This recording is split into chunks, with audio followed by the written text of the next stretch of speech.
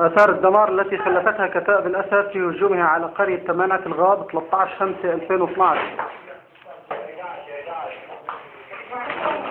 معنا أحد عناصر الجيش الحر يتحدث لنا عما حصل في هذه القرية صباح اليوم.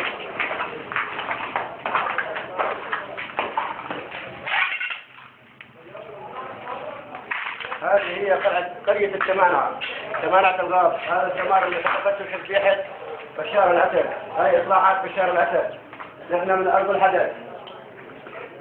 أرض الحدث. شبيحة بشار الأسد. أهل العزيزية. نحن طلبنا مؤازرة الجيش الحر. نحن من الجيش الحر. هاي إصلاحات يا بشار. هاي إصلاحات بشار الأسد. حرقوا البيوت، حرقوا المنازل، حرقوا البني آدمين طيبين، ما خلوا ولا واحد. تمانعة الغاب.